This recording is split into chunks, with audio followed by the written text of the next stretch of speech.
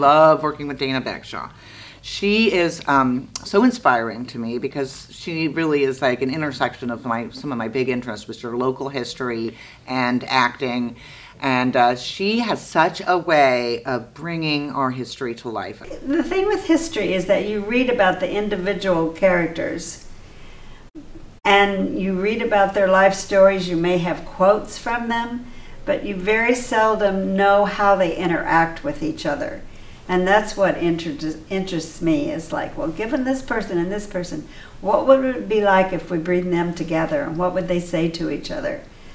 So once I get to know the characters sort of, then I ask them to start talking to me, and they usually do. While Dana's plays about historical Santa Cruz are generally site-specific, she takes us to 1896 Santa Cruz on Zoom. Yellow ribbons, that's the ticket. All the suffragists are wearing them, and I mean to put them on my hats. We're using yellow ribbons for the Women's Suffrage Convention. Unfortunately, when it comes to women's suffrage, my husband feels he must take a stand against it. A man's hat signifies dignity. It means business. Frankly, I find some of the suffragists you invite here, like that Anna Shaw, too severe in both dress and manner. She really cuts down the men.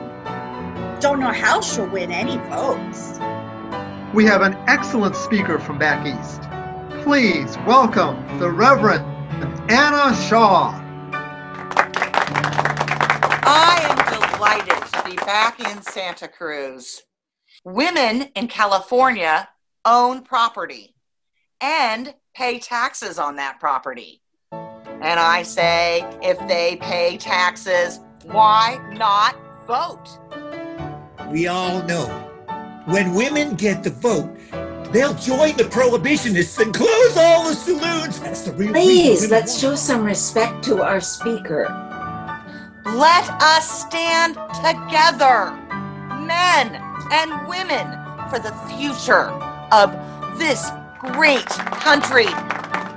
Very impressive, I'd say. Miss Shaw handled the situation with real authority.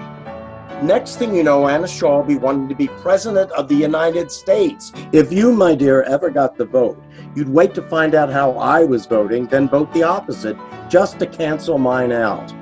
Did you ever consider you be offsetting my vote? The 1800s is sort of seems to be my specialty. I didn't plan it, it just happened that way. While community member Dana Bagshaw brings historical Santa Cruz to the stage, Robert Kirkendall, more informally known as Nick, brings contemporary Santa Cruz to both the stage and screen.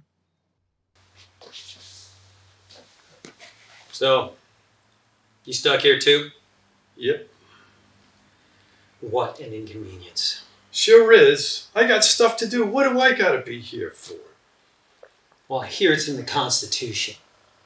But is a jury of our peers really such a great idea? I mean, a lot of idiots out there. Too many. And why should 12 dumbasses picked at random be deciding whether somebody is guilty or innocent? I can't think of one good reason. So, you have an excuse ready? Excuse for what?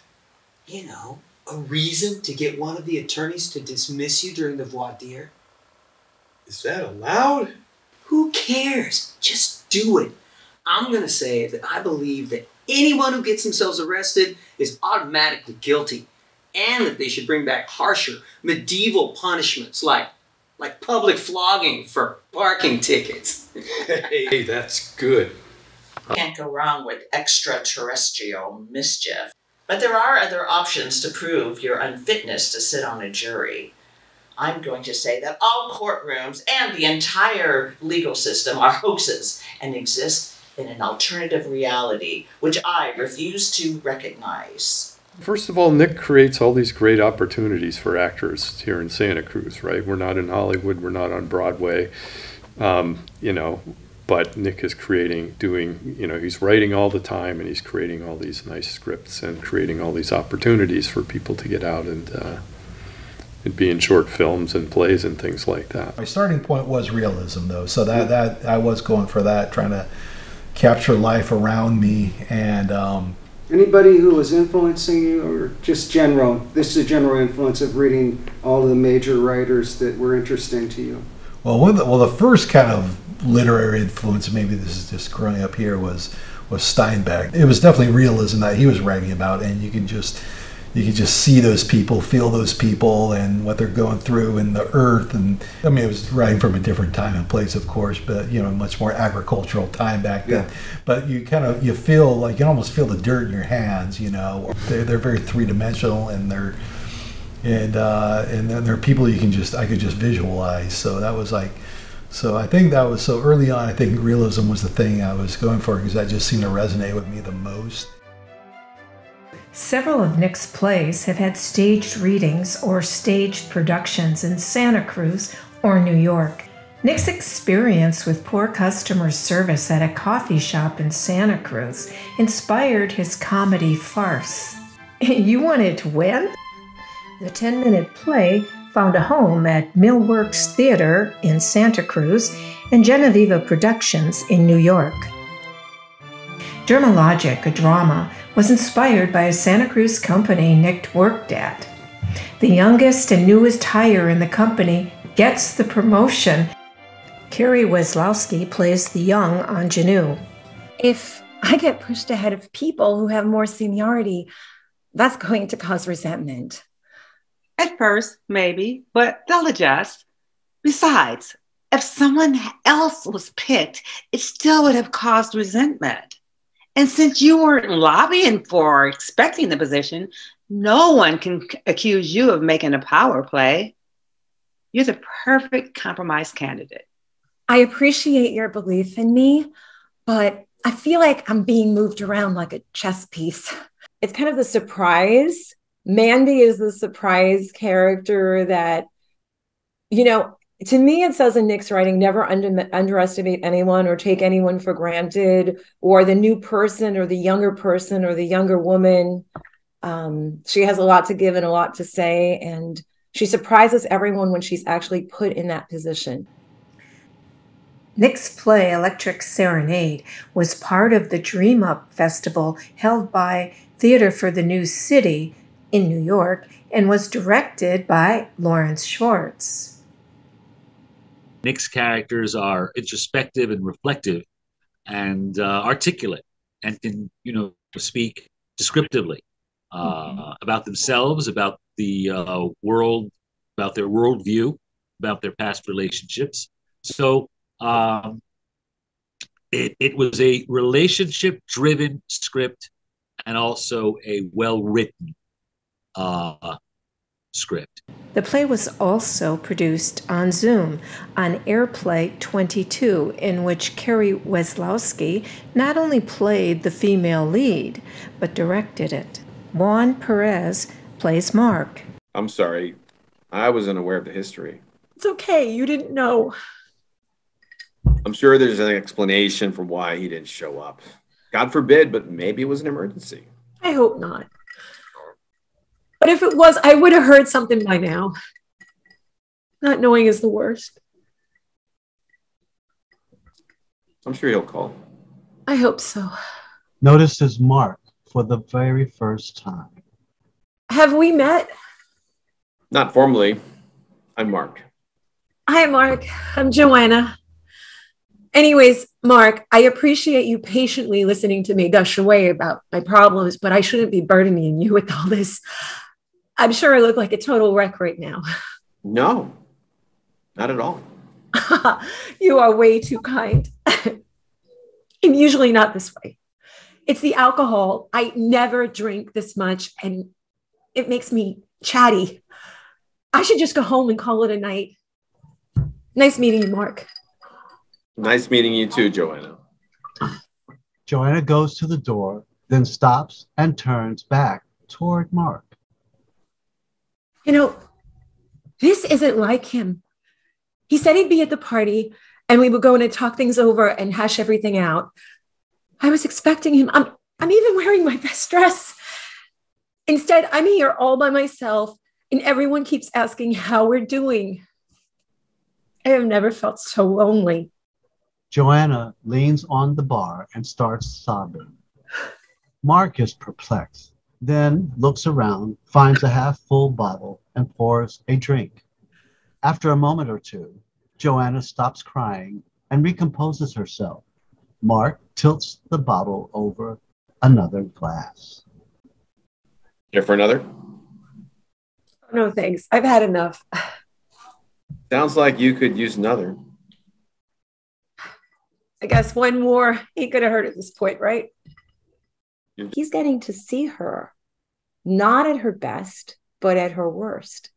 And I like that about the piece, because I understand, like, that's true love when someone sees you, warts and all, everything good and bad, not like you're putting up, like this dating, this whole thing, like you're trying to please someone and say all the right things and laugh at everything and do the right things. But they see you when you're vulnerable. I thought it was a very heartfelt and honest piece of work. And Nick knows how to use language. Nick understands how people sometimes sabotage their own happiness.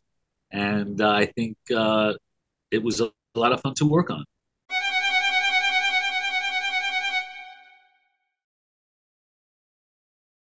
In 1847, the first theater in California was established 43 miles south from Santa Cruz in Monterey.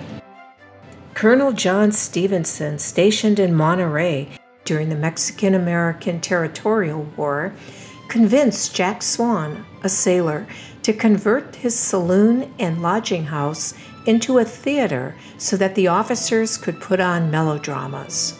But in 1877, the Santa Cruz Opera House opened its downtown doors for the first time. It became the hub of entertainment with its tiered seating. Audiences came for theatrical productions, operas and operettas, musicals, vaudeville acts, lectures, high school ceremonies, and even prized fights. The new rail system played a part. It not only connected San Francisco and San Jose to Santa Cruz for the expansion of the lumber and tourist industries, but the rails provided transportation for traveling performers from as far away as the East Coast. The most famous local on the Opera House stage was Zazu Pitts, who performed in several high school dramas before heading to Hollywood, where she became a major actor, sharing the screen with notables such as Thelma Todd. Could you calm yourself and get in there and take it easy and get out on the other side? I never did like those things anyway. There. Oh, thanks.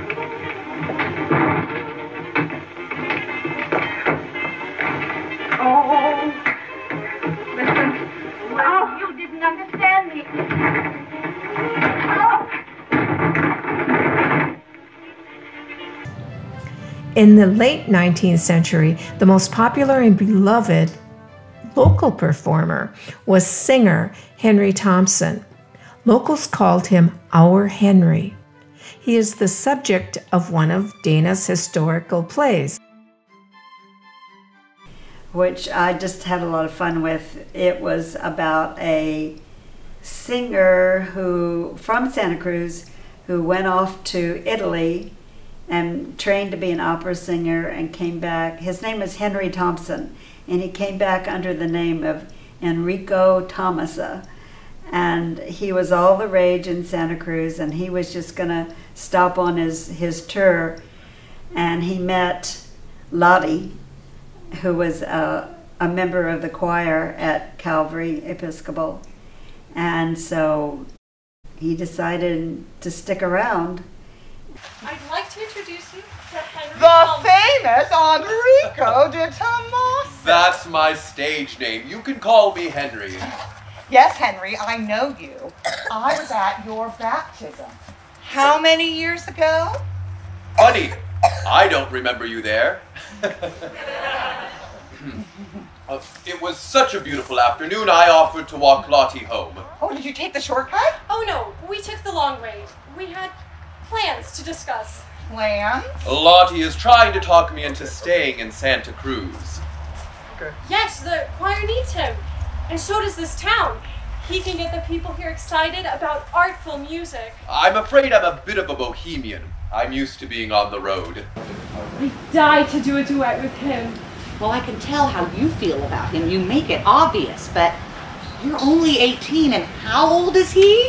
Mother, I'm not going to marry him. I just want to sing with him. That's my girl. Be sensible. 3 years later, Henry and Lottie were married in an elaborate ceremony that packed the church with well over 400 guests. They lived at Carmelita Cottages, which is where we actually produced the play and staged the play. You used a poster that is commonly used with Puccini's opera. Yes. So what is the connection between the opera and your play? That's a good question. Well, we called the play La Boheme Santa Cruz to make the distinction. So in La Boheme, the main character, which is a woman, has consumption. And in our play, it was a man who had it. Well, it was Henry, and which we now know as tuberculosis. So they had that in common. Look who's here. Rollin? And he's brought you something wonderful.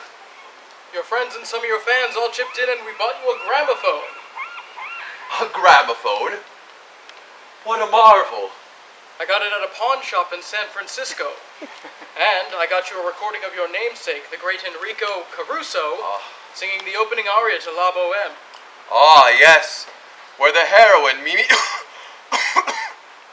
Mimi dies of consumption.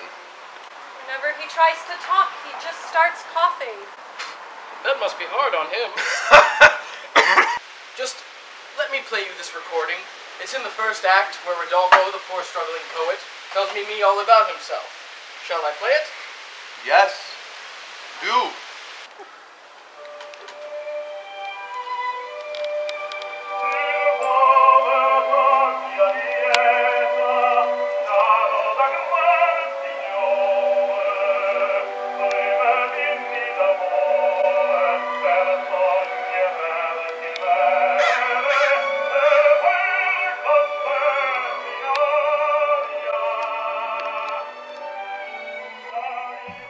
And the storyline might have been changed a little bit for artistic purposes, but basically it was a story of these people who at one time had lived here.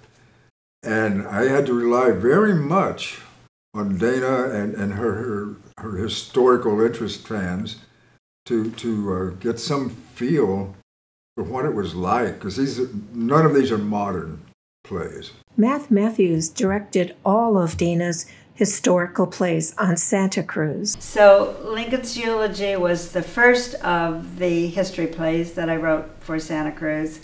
And that happened, I was at Calvary Episcopal Church and they were having their 150th anniversary. And the heroine of the church was this Eliza Boston. And so I wanted to write a play about her. And also I read that she and her husband built the church that's there today, the Little Red Church. We're going to have, their first service was going to be on Easter Sunday, but Lincoln got assassinated on the Good Friday before that Easter Sunday. And I just thought, wow, I mean, how would they have reacted to that? I actually was in the audience at the little Calvary Church over on Lincoln Street, and it was all about them finding out about Lincoln's assassination and how Lincoln Street was named Lincoln. And it was, I just loved the site-specific, you're sitting there in the walls looking, learning about it. It's just, it was just this little history nerd's dream. It's not unusual for Dana's daughter, who goes by the stage name of Shannon Casey, to perform in one of Dana's plays. She plays Santa Cruz journalist Lulu Green in Yellow Ribbons. I asked Dana and Shannon how they transcend the mother-daughter paradigm into the working relationship. Well, I think it works because we have a good relationship. We're both adults now, and it's just cool to be able to put lots of stuff behind us and just be in the now and talk to each other as equals. I think that long before that, though, when we were, when she was young, I was her Girl Scout leader. And so the way we worked it was that whenever we had Girl Scout meetings, I didn't play the mother card, and she didn't play the daughter card. You know, we just forgot that we were mother and daughter, and we both loved scouting so much that it just worked. And I think that's the way it is now. We both love drama so much that it's just something we can share. In some ways, it feels like at least for me, it feels like it kind of invalidates my experience as an actress because, oh, you're the playwright's daughter. Of course, you got the lead role. And it's like, well, she insists that, you know, I do audition for the roles and that I earn the ability to be the lead role based on merit instead of nepotism, you know. I don't think it would work if I was the director, but I've worked with Matt Matthews as the director in all the plays we've done together, I think. And so I just turned it over to him.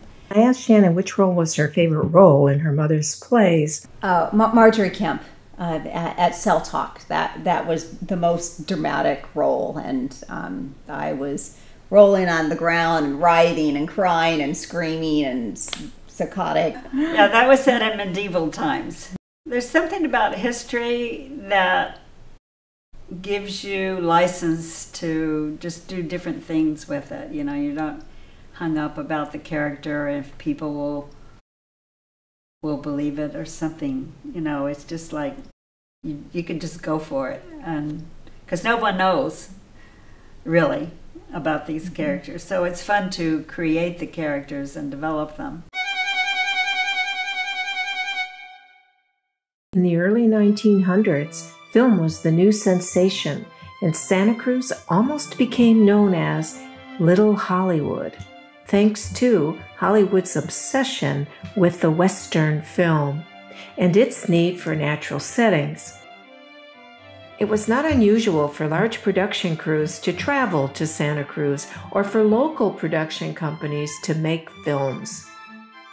Later, the Santa Cruz Boardwalk also became a favorite setting. Notable major films, to name a few, include Harold and Maude, The Sting 2, Dangerous Minds, and Us.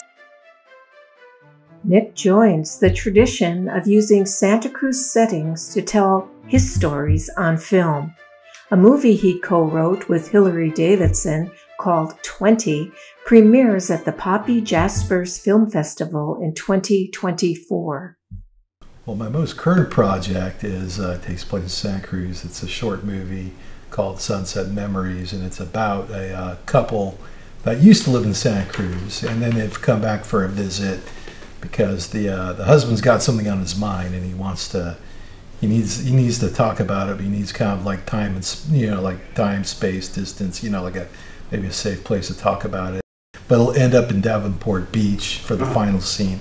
Actually, I just wanted to shoot something that took advantage of the all the natural scenery of Santa Cruz. It's most of it's shot outdoors, so I wanted something that captures the beauty, but also it's like a place to go to if you're maybe wrestling with some problems. Nick grew up in San Jose, California, and moved to Santa Cruz in 1995.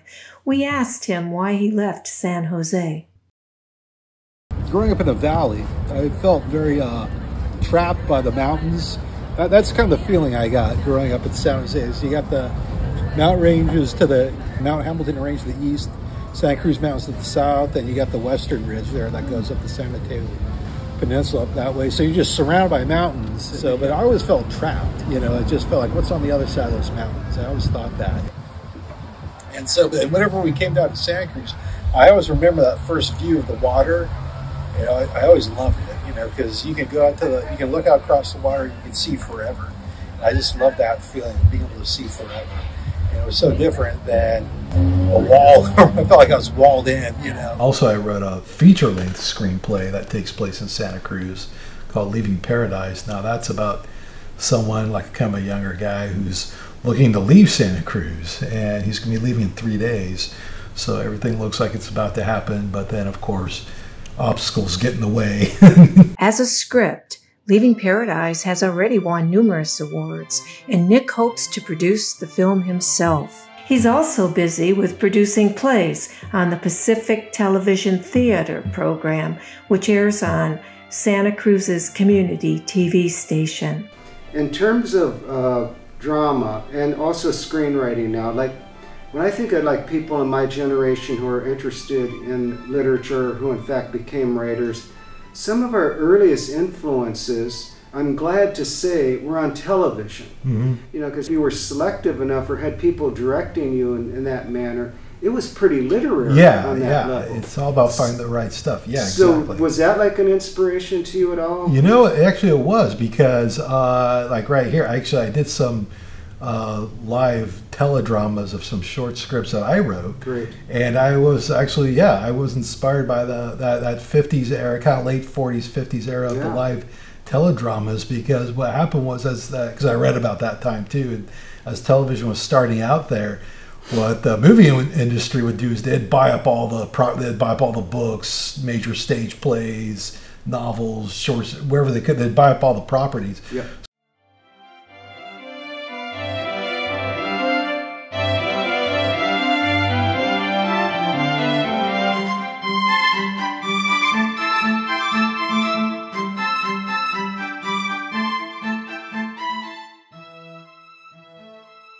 Perhaps Dana's most ambitious project is her work-in-progress London Nelson. I attended an on-the-book reading at the Santa Cruz London Nelson Community Center. To me, even that there's a community center named after London Nelson is phenomenal. And to know, wait a minute, London Nelson, who is this guy? Who is he? He's not an athlete. He's not an actor. He's not a celebrity. Who is he? And in finding out, I found out about him through the play before I found out about the community center. So I'm like, wow, this is real. Like, he gave up this land. He did this. He obviously meant this much to a community that there's a community center named after him, a beautiful community center. I think it's a beautiful race relations story, you know, and that's on top of, you know, being one of the first African Americans to own land. It's what you did with the land. It's how the community saw you and still has a community center named after you. I think this is a story that all Americans need to hear. This town is growing. Yeah. This would make a nice spot for a hotel, right here by the river. Oh, better yet, another saloon. Yeah. Max, what are you doing? We're just looking at this here piece of property. Hey, look, boy. What gives you the right to squat on this here property? I'm not a boy. I'm not a squatter. Who's your landlord? I am. I bought it from my former landlord. You don't say. Huh. Mr. Anthony can testify to it. Since black men are not allowed to testify in court, I got a receipt with his signature as a witness. I own it, and I ain't selling. Well, you got one thing right. Black men can't testify. Don't you forget it. Getting mighty ugly. On a closer look. Yeah, I can see that. You get to be an old man. Too old to take care of a farm like this. Orchard to boot. Now, I might be willing to take it off your hands so you can, you know, stick to being a cobbler. How much you want for it? I said, it's not for sale. I worked hard to cultivate this land, and I aim to stay here till I die. I'm comfortable. This little cottage cabin right here. People around here know to find me here by the river. I know this river, how it floods in the winter, dries in summer. We're gonna take care of that. There's plans to build a levee and a bridge across the river, right here. Looks like I have customers. Now leave me be. All right, we'll leave for now. We'll get your land sooner or later, one way or another. While London Nelson died before slavery ended in the United States, he willed his land for education, which helped maintain and expand Santa Cruz schools. There was a lot of emotion in the room after the reading. Yeah, my family's from the South, so I heard all the Jim Crow, all of the horror of that. I've never heard this story, and I think it's a great story for young people to hear. It was totally inspiring. I feel like it's really important for people, especially young people, to learn about history so they know what happens. I also performed in this building from the time I was a small child, and I have never heard the story. And I really am so touched. It's really important that we know this, and that I teach my son this story, and that we know and we have an honor for this. Yeah. Thank you for writing this. I think I do use a contemporary style in that I like really succinct dialogue. So I finally figured out that it's, for me at least, that inspiration is a duality. So things like, books I've read, movies I've seen, plays I've read, inspire me to write, whereas things from real life, people, events, things I've seen, things I've taken part in, give me writing materials. Don't sit down and write until something comes to me that I feel like I've just got to put it down. I guess there are different approaches, but my approach is to write till the well runs dry, wait for it to fill up, and as you're waiting for it to fill up, work on something else. Until that well runs dry, work on another thing. So that's why I have multiple projects, because that way I can keep writing.